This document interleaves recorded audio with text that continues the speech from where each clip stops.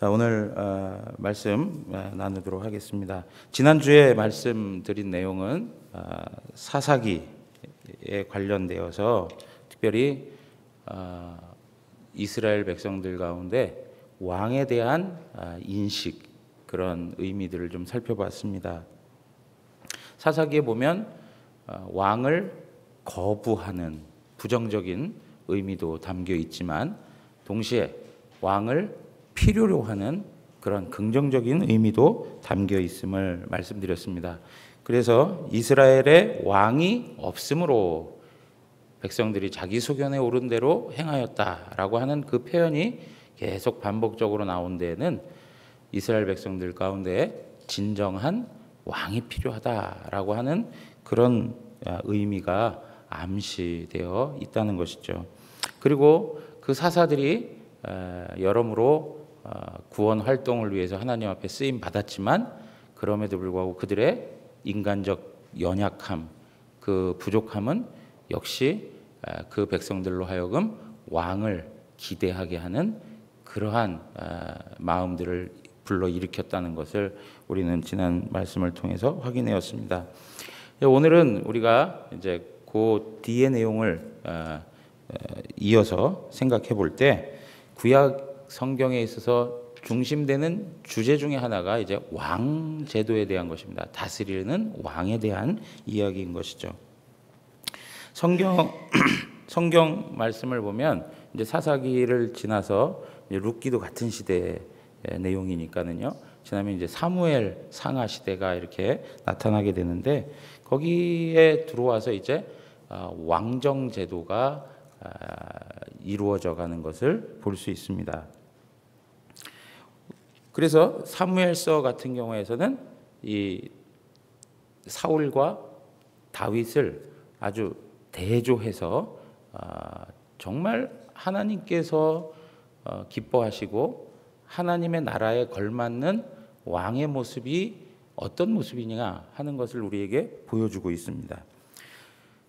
사울은 인간적으로는 참으로 훌륭했던 사람이었습니다. 용모에 있어서도 어떻다고 하죠? 참으로 준수했다라고 표현하고 있습니다. 준수한 사람이었습니다. 아주 핸섬한 사람이었던 것이죠. 그리고 나름대로 키도 제법 큰 사람이었던 걸로 설명해주고 있습니다. 그러니까 그에게 있어서 신체적인 능력, 외적인 어떤 용모에 있어서는 참으로 왕다운 사람의 모습을 가지고 있었다는 것입니다. 그런데 그런 어떤 외적인 측면에 있어서만 왕으로서의 어떤 그 기질을 요구하는 것이 아니라 내면적인 부분에 있어서도 참다운 왕으로서의 면모가 있어야 된다는 것을 성경은 말해주고 있습니다. 그랬을 때 다윗이라고 하는 소년이 나타나서 골리앗을 이기게 되죠. 골리앗을 이기고 나니까 이스라엘 백성들은 다윗에게 환호하기 시작했습니다. 그래서 다윗의 인기는 정말 그 하늘을 찌를 것처럼 그들 가운데 아주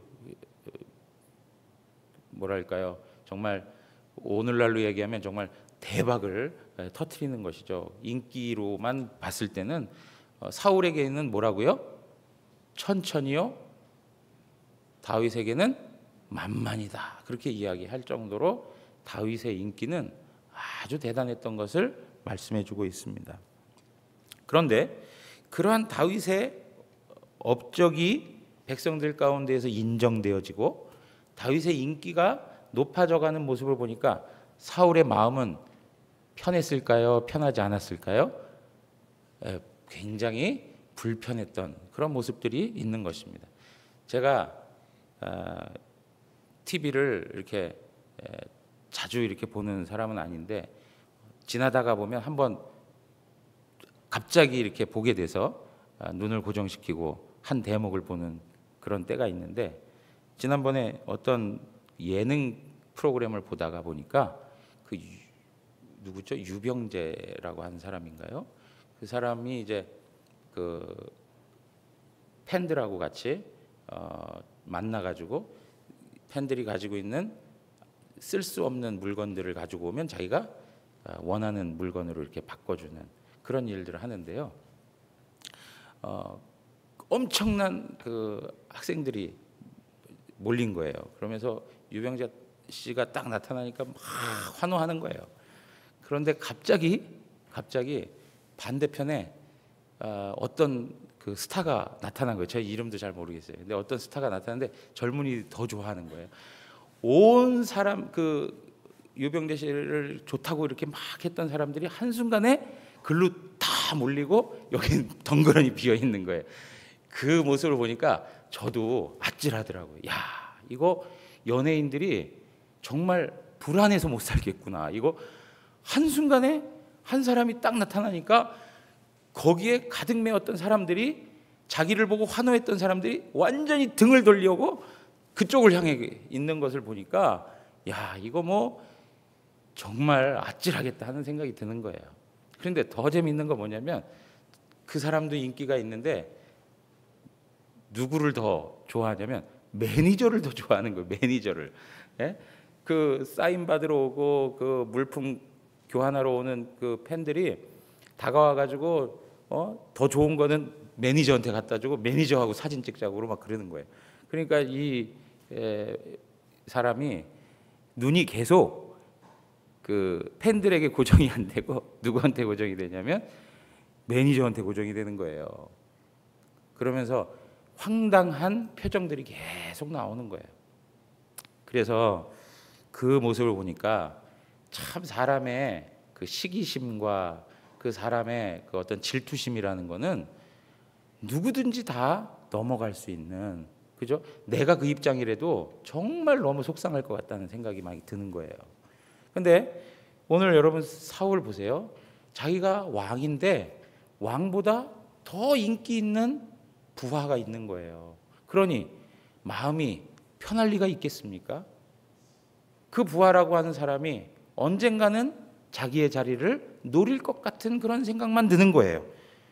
그러니까 그 사람에 대해서 넉넉한 마음으로 받아들일 수 없는 거죠. 마음은 점점 좁아지게 되고 다윗에 대한 시기심과 아주 뿌리박은 살인적 증오심 때문에 정말 그 다윗을 괴롭히는데 남은 인생을 다 쏟아붓지 않습니까? 왕으로서의 위치에서 나라 일을 돌보고 하는 것이 그의 일이 아니라 그 다윗이라고 하는 그 한 사람을 제거하기 위해서 온 힘을 다 쏟아붓는 게 그의 인생의 삶의 목적이 되어버렸어요. 이제 이러한 모습을 보는 그 이스라엘 백성들의 모습은 참으로 안타까운 것이죠. 그러면서 이스라엘 백성들은 뭘 생각해야만 했냐 하면 사울 왕을 세우기 이전에 하나님께서 사무엘을 통해서 그들에게 경고하셨던 그 말씀이 생각나야 되는 거예요. 그 말씀이 뭐냐니까 사무엘상 8장 9절에서 20절에 있는 말씀인데요. 한번 보세요. 사무엘상 8장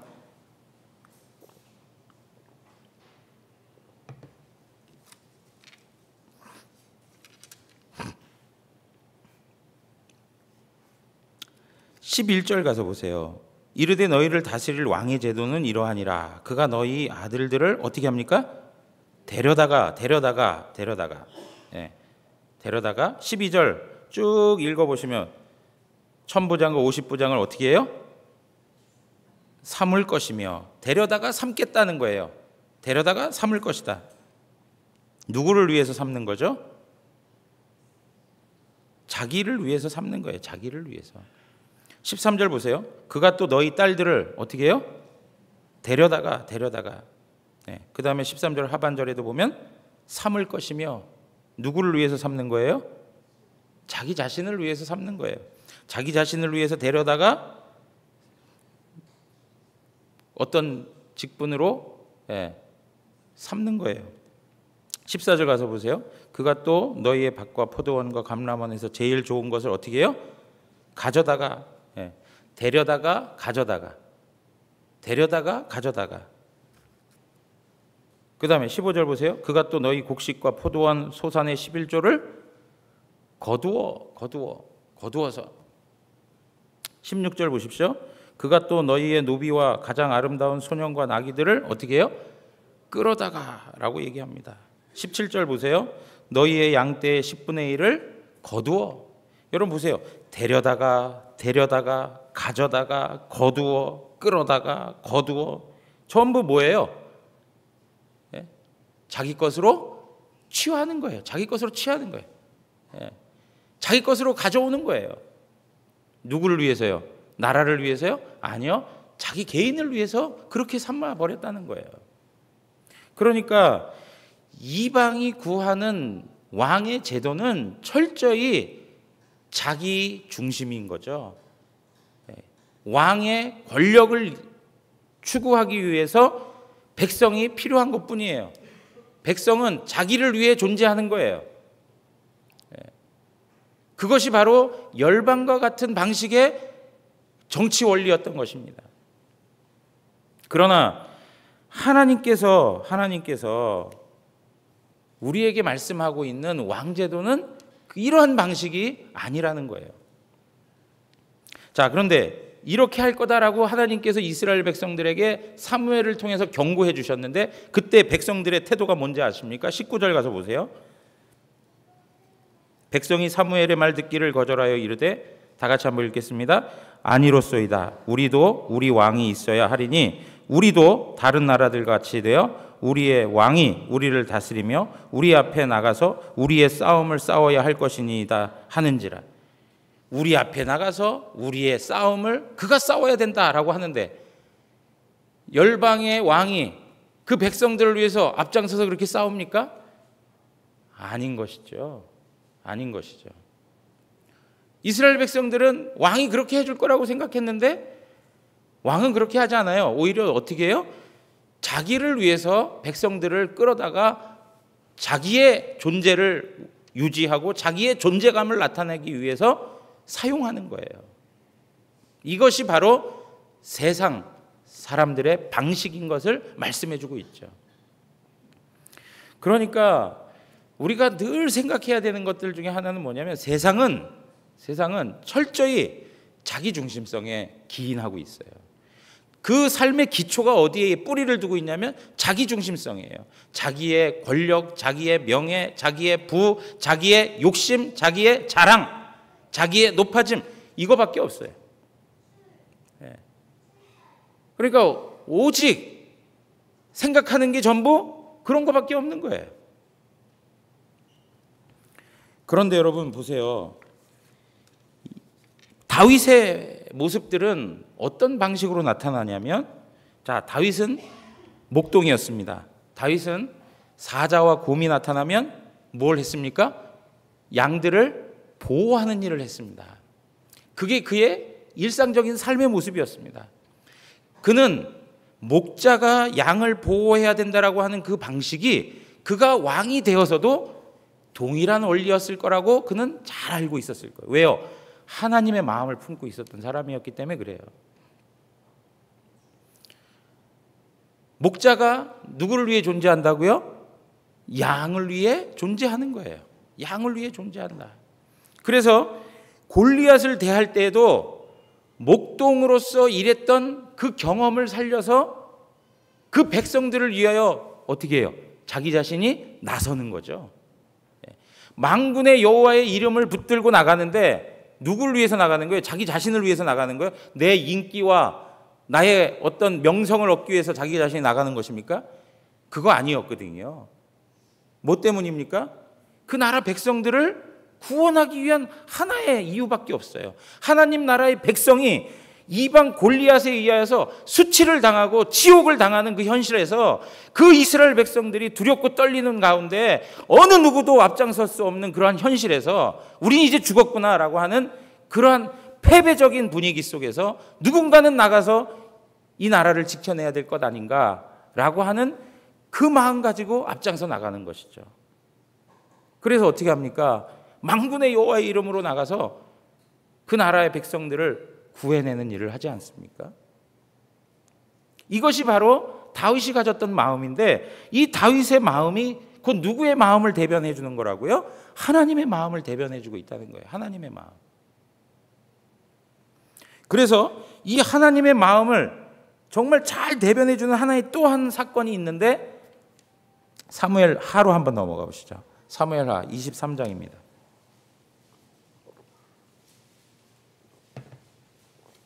사무엘 하 23장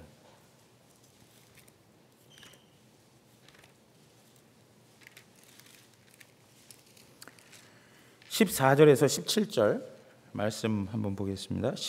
14절에서 17절 말씀. 그때 다윗은 산성에 있고 그때 블레셋 사람의 요새는 베들레헴에 있는지라. 블레셋과 이제 대결을 하고 있는 건데요. 거기에서 베들레헴에 누가 진을 치고 있는 거예요? 블레셋 사람들이 지금 진을 치고 있는 거예요. 다윗이 소원하여 이르되 베들레헴 성문 곁 우물물을 누가 내게 마시게 할까 하매 새 용사가 블레셋 사람의 진영을 돌파하고 지나가서 베들레헴 성문 곁 우물물을 길어가지고 다윗에게로 왔으나 다윗이 마시기를 기뻐하지 아니하고 그 물을 여호와께 부어드리며 17절 다 같이 읽겠습니다. 이르되 여호와여 내가 나를 위하여 결단코 이런 일을 하지 아니하리이다. 이는 목숨을 걸고 갔던 사람들의 피가 아니니까 하고 마시기를 즐겨하지 아니하니라. 새 용사가 이런 일을 행하였더라. 아멘. 여러분 여기 보십시오. 베들레헴 안에 있는 우물물이 있는데 그 우물물을 바라보면서 저 우물물을 누가 내게 마시게 할까 하고 독백처럼 한 이야기인 것 같아요. 그냥 간절한 마음, 그것을 취하고 싶어하는 그 간절한 마음을 그냥 표현한 것뿐이에요. 그러면 지금 그 지역을 점령하고 있었던 것이 블레셋이니까 그 이야기를 해도 그 부하들이 아이고 우리 왕께서 그냥 이런 강한 소원을 갖고 계시는 거구나, 그것을 취하고 싶은 그 열망이 있으신 거구나 하고 그냥 지나갈 수 있는 일이에요. 그런데 이 새 용사가 자기의 목숨을 걸고 적진을 뚫고 들어가서 베들레헴에 있는 우물물을 떠가지고 다윗에게 갖고 오는 거예요. 감동적이지 않으세요? 예? 이런 새 용사가 있다는 게 얼마나 귀한 것인지 정말 그냥 뭐 전략을 세워서 그걸 꼭 갖고 와야 되는 어떤 미션이 주어진 것도 아니에요. 그냥 다윗의 그 간절한 소원일 것뿐이에요. 그런데 그 마음을 헤아려서 이 새 용사가 가가지고 우물물을 떠갖고 온다고요. 그러니까 다윗의 고백 보세요. 17절 여호와여 내가 나를 위하여 결단코 이런 일을 하지 않겠다. 나를 위하여 이렇게 얘기해요. 나를 위하여. 나 자신을 위하여서 내가 이런 일을 하지 않겠다. 내 권력과 내 높아짐과 나의 어떤 유익과 나 자신의 해가를 위해서라도 내 이런 일을 하지 않겠다. 나의 유익을 위해서 이렇게 하지 않겠다. 어떻습니까? 사울의 모습하고 하나님께서 사무엘에게 말씀하셨던 이방이 가지고 있는 왕제도의 모습하고 너무 다르지 않습니까? 나 자신을 위해서 이런 일을 하지 않겠다는 거예요. 그러면서 이는 목숨을 걸고 갔던 사람들의 피가 아니니까 하고 그것을 여호와 하나님 앞에 다 쏟아부어 드리는 거예요. 여러분 다윗의 새 용사가요 정말 그 여러 사람들 이름이 기록되어져 나오지 않습니까? 다윗의 용사들이 상당히 많이 이름이 기록되어져 나옵니다. 근데 이 사람들은요 이름도 잘 드러나 있지도 않아요. 그러니까 있긴 있는데 이렇게 명확하게 막 강조되어서 나오는 사람들이 아니에요.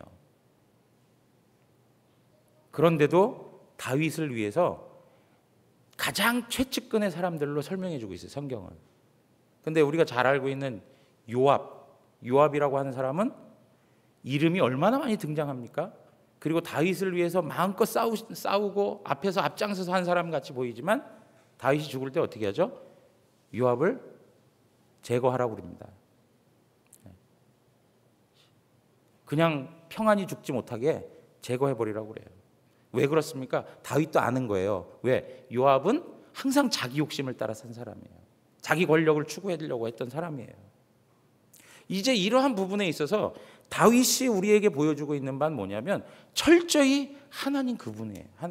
하나님 그분의 마음을 세상 앞에 드러내고 싶어하는 게 다윗의 간절한 마음인 거죠. 물론 우리가 잘 알고 있는 것처럼 다윗이 실수한 적이 있습니까? 없습니까? 실수한 적이 있습니다. 큰 실수를 했습니다. 어떤 거죠? 우리아의 아내 밧세바를 범하는 사건을 저지르죠. 그리고 나서 그 일을 무마하기 위해서 어떻게 해요? 거짓말을 만들어내죠. 그죠? 그리고 결국에는 어떻게 하죠? 살인까지 하죠. 그 한 번 범죄한 그 간음 사건에 십계명에서 말하는 하지 말라 하신 그 윤리적인 그 도덕적 범죄가 다 들어가 있어요. 그래서 어떻게 합니까?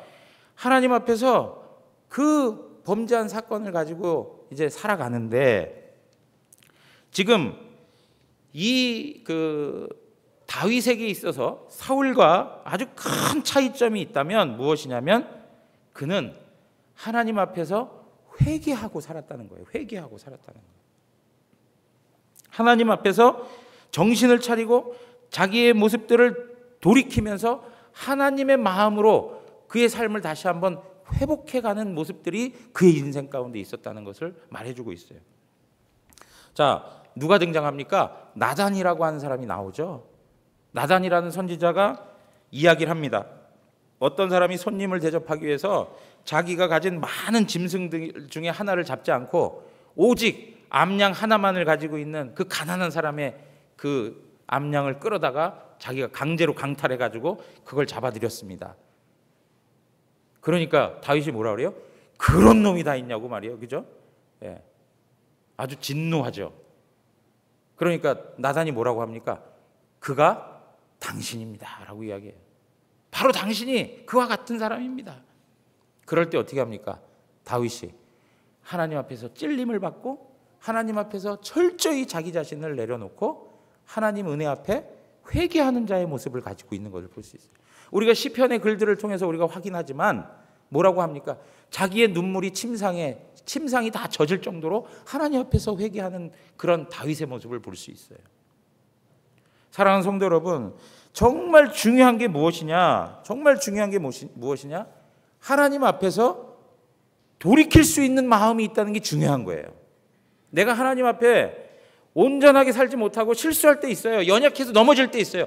그럴 때에 하나님의 말씀이 우리에게 명하시는 바를 따라서 내 마음에 결단하고 하나님의 은혜를 구하며 철저히 하나님 앞에서 애통할 수 있는 심령, 통회하며 자복하며 하나님의 은혜를 구할 수 있는 그 심령, 그래서 늘 하나님 앞에서 순전한 마음을 가지고 하나님의 은혜 앞에 굴복하는 그러한 삶의 모습, 이게 바로 사울과 다윗의 가장 큰 차이점인 것이죠. 많은 실수가 있습니다. 그럼에도 불구하고 그는 하나님 그분의 관계 속에서 변화되어져 가는 그런 삶의 모습을 취하며 살았던 것을 우리는 기억할 수 있는 것입니다.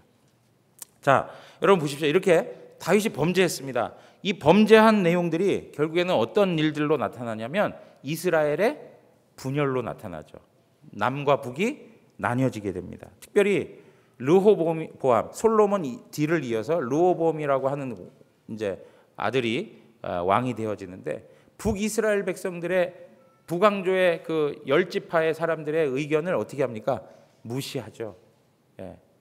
그러면서 유다 중심적인 그런 편애를 가지고 정치를 하다 보니까 뭐가 생겨나요?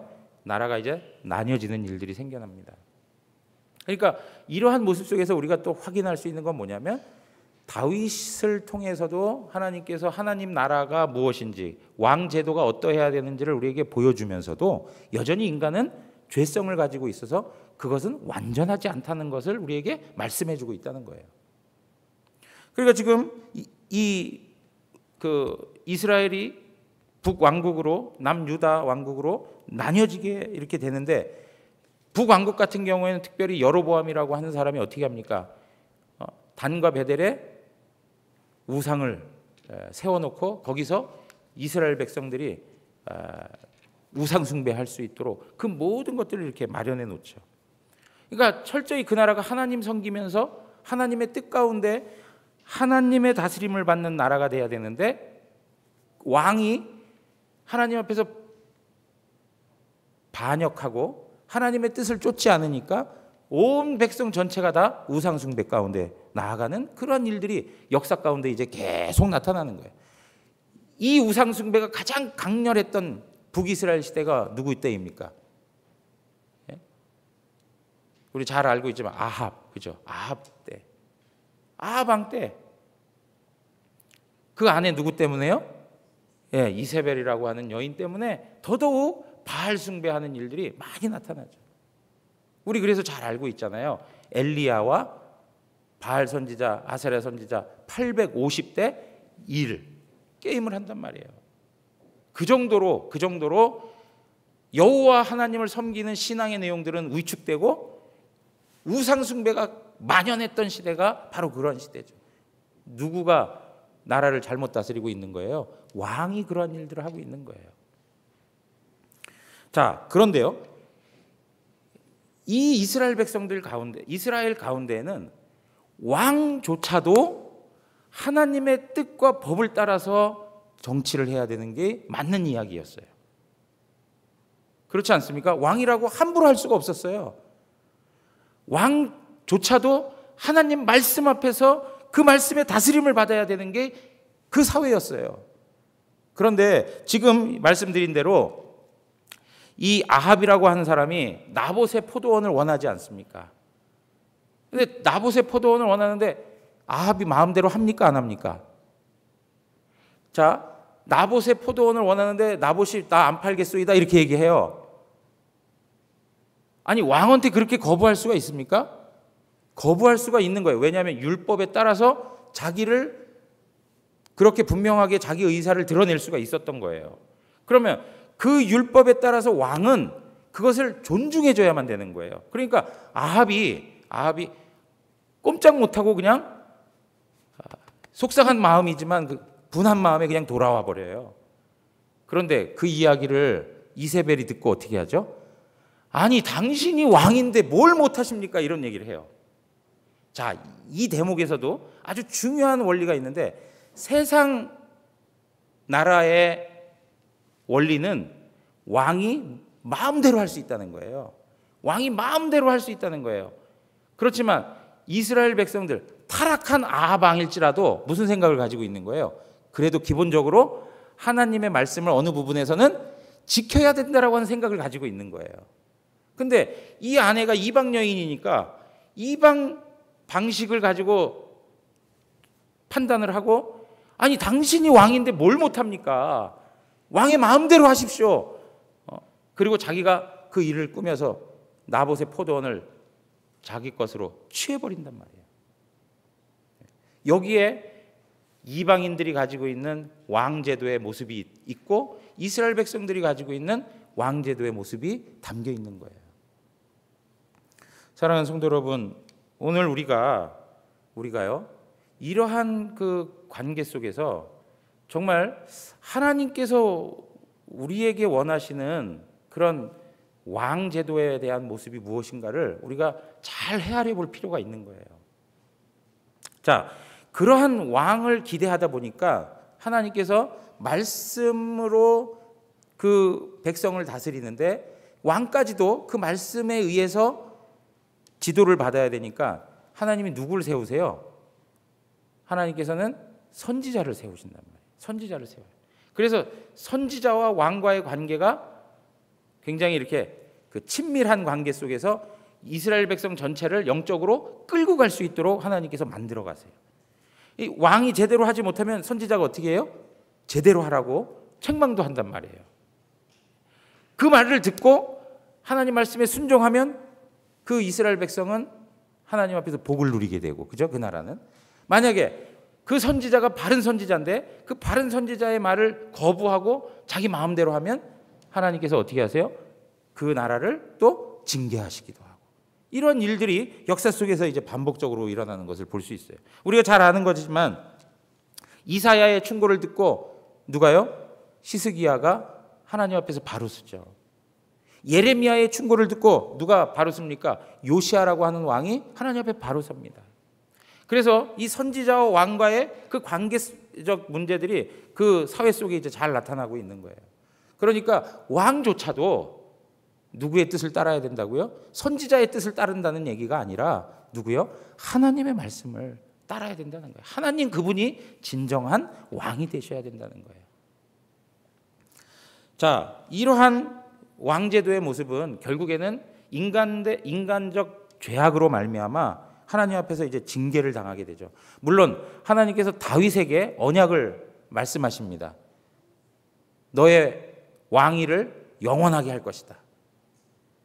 너의 왕위가 끊어지지 않을 것이다. 그렇게 얘기합니다. 그렇지만 역사 속에서 우리가 잘 알고 있는 것처럼 아스루에서 북이스라엘이 멸망을 당하고 바벨론에 의해서 남유다가 멸망을 당하면서 바벨론에 의해서 마지막 왕이었던 여호야긴이라고 하는 사람이 포로로 끌려가고 이제 이스라엘의 왕정 제도는 거기서 끝나는 것을 우리는 볼 수 있습니다. 물론 우리가 성경에서 보지만 바벨론으로 끌려갔던 여호야긴이 왕의 은혜를 입어서 자유롭게 좀 활동할 수 있게 하고 또 귀한 대접을 받는 그런 조건에 있었지만 그럼에도 불구하고 왕정은 거기서 끝나게 되죠. 그러던 왕정의 내용들이 선지자들의 메시지를 통해서 이제는 누굴 기다리게 하는 겁니까? 그 나라를 진정으로 다스릴 왕을 기다리도록 하는 것이죠. 그러한 일들이 1차적으로 역사 속에서 이루어진 사건이 뭐냐면 바벨론에서 포로 귀환되는 사건이에요. 그 누구를 통해서 이루어집니까? 스룹바벨이라고 하는 사람을 통해서 이루어지는 것입니다. 스룹바벨이라고 하는 사람을 통해서 그 의미들이 전달되어져 가고 스룹바벨의 자손이 된 진정한 왕 누구요? 예수 그리스도를 이제 대망하게 되는 그런 방식으로 성경은 우리에게 기록해 주고 있는 것을 볼 수 있습니다. 사랑하는 성도 여러분, 그래서 이제 예수 그리스도 당시에 유대 사람들은 뭘 기대하고 살았습니까? 메시아를 기대하고 살았어요. 우리가 메시아 기름 부음을 받았다라고 이렇게 표현하는데 기름 부음을 받은 세 가지 직분이 있다고 말씀을 드렸죠. 왕과 제사장과 선지자. 그렇지만 여기에서 메시아 그러면 가장 두드러지는 그 직분의 내용은 단연 왕인 것입니다. 왕. 그래서 요한복음 1장 41절에 보면 그가 먼저 자기의 형제 시몬을 찾아 말하되 우리가 메시아를 만났다 하고 메시아는 번역하면 그리스도라 이렇게 표현하고 있어요. 그러니까 그 당시에 이스라엘 백성들 가운데는 메시아에 대한 간절한 기대가 있었다는 것을 우리는 볼 수 있어요. 그리고 예수 그리스도를 만났을 때 나는 메시아를 봤다라고 이야기하는 거예요. 그런 메시아는 번역하면 뭐라고요? 헬라 말로 하면 그리스도다 이렇게 표현하는 것입니다. 여러분 우리가 잘 알고 있지만 수가성 여인, 사마리아 여인이 예수님을 만나고 나서 그 대화 속에서 이런 표현을 합니다. 여자가 이르되 4장 25절인데요. 요한복음 4장 25절을 여자가 이르되 메시아 곧 그리스도라 하는 이가 오실 줄을 내가 아노니 그가 오시면 모든 것을 우리에게 알려 주시리이다. 그러니까 이스라엘 백성들 안에 메시아에 대한 간절한 소망이 있다는 것을 우리는 이러한 모습들을 통해서 확인할 수 있는 것입니다. 자, 그런데요, 중요한 게 있습니다. 다윗 왕이 하나님의 성품을 그 백성들 가운데 잘 보여줬다 하더라도 다윗이 가졌던 왕의 모습과 예수님께서 이 땅에 오셔서 가졌던 메시아, 즉 왕의 모습하고는 조금 다른 면이 있다는 것을 말씀해 주고 있습니다. 우리가 마태복음을 강해하면서 계속 말씀드리지만 그 당시 유대 백성들이 기대하고 있던 메시아는 누구입니까? 강력한 왕권을 가지고 있는 메시아였습니다. 군사적이고 정치적이고 자기 백성들을 로마의 억압으로부터 구원해낼 그러한 왕을 기대했다는 것이죠. 그런 왕이 곧 누구와 같은 왕이라고 생각했던 거예요? 다윗과 같은 왕이라고 이스라엘 백성들은 생각한 것이에요. 그러나 우리가 신약에서 보는 것처럼 예수 그리스도가 가졌던 왕의 특징은 이 땅에 있는 왕의 모습이 아니라 영적인 왕으로서 우리에게 말씀해 주시고 있다는 것이죠. 이 땅의 왕이 아니라 하나님의 나라는 어디에 속했어요? 하나님의 나라에, 하늘에 속한 것으로 설명하고 있다는 거예요. 그러니까 오늘 우리가 이 땅을 살아가면서 이 세상에 있는 것으로 어떤 부함을 누리고 번영을 하고 성공을 하는 것으로 하나님의 나라를 누린다라고 하는 것이 아니라 이 세상에 우리가 발을 붙이고 살지만은 영적으로 우리를 죄와 사망에서 건져내셔서 우리를 하나님 나라의 백성으로 삼아주신 예수 그리스도가 우리의 왕이 되시고 우리는 그의 백성이 되어서 우리는 하나님 나라를 영적으로 이 세상 가운데서 풍성히 누리고 살아가고 있다는 것을 우리는 깨닫고 살아가야 된다는 것이죠. 사랑하는 성도 여러분, 우리가 만난 왕은 이 세상에 권력을 가진 왕이 아닙니다. 우리가 만난 왕은 이 세상에서는 오히려 아주 겸손했던 분이셨습니다. 예수님께서 요한복음 13장에도 가서 보시면 제자들의 발을 다 닦아주시잖아요. 그죠? 그러면서 제자들을 끝까지 사랑하셨다 그래요. 그러면서 뭐라고 얘기하시냐면 요한복음 13장 14절에 보면 내가 주와 또는 선생이 되어 너희 발을 씻었으니 너희도 서로 발을 씻어주는 것이 옳으니라. 그렇게 얘기해요. 그러니까 우리가 섬기는 왕 예수 그리스도는 철저히 겸손의 왕으로 오셨고 철저히 섬김의 왕으로 오셨다는 거예요. 이 세상에 물리적인 권세를 가진 왕으로 오신 분이 아니라 철저히 영적이고 그리고 섬기고 사랑하고 겸손하고 그리고 넉넉히 품어주시는 마치 목자와 같은 그 목자가 양을 위하여서 목숨까지도 버리는 그러한 왕으로 우리 가운데 오셨다는 것입니다. 그러므로 우리가 이런 생각이 필요해요. 내가 그러한 왕 앞에 서 있는데 그럼 나는 어떠한 삶을 살아야 되느냐 이거예요. 우리 나라의, 자, 우리나라라는 건 하나님 나라예요. 하나님 나라의 왕이 그러한 모습을 가지고 계신 분이라면 그 나라의 백성인 나는 어떠한 삶의 방식을 가지고 살아가야 되는가?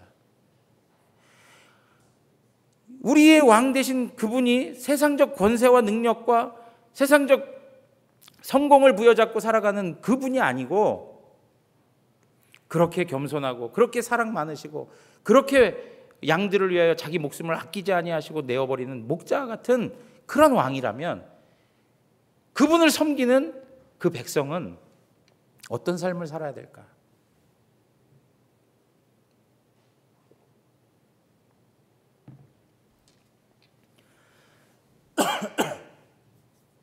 주님은 세상의 그런 모든 것들로부터 마음을 내려놓으시고 영적인 것을 구하며 그 나라를 세워가시는데 우리는 그분 앞에 서 있으면서도 끊임없이 세상 욕심을 부여잡으려고 하고 그것을 취하려고 하고 그것을 이루어내기 위해서 마치 우리가 섬기는 왕이 열방과 같은 왕처럼 우리가 거기에 보조를 맞춰 살아가고 있는 건 아닌가, 이런 생각들을 한번 해볼 수 있는 것이죠. 사랑하는 성도 여러분, 우리 주님은 세상과 같은 왕이 아니십니다. 우리 주님은 하나님 나라의 왕이세요. 그러면서 우리가 알아야 될 것, 그분이 가지고 계신 성품을 우리가 잘 생각하고 그 왕 되신 성품에 걸맞는 백성의 도리를 하나님 앞에서 살아가는 것이 우리에게 있어서 하나님 나라의 품격에 맞는 성도의 삶이라고 믿습니다. 하나님 나라의 품위에 맞는 그런 삶을 하나님 앞에서 살아가시는 은혜가 있기를 주님의 이름으로 축원합니다. 우리 찬양하고 기도하겠습니다.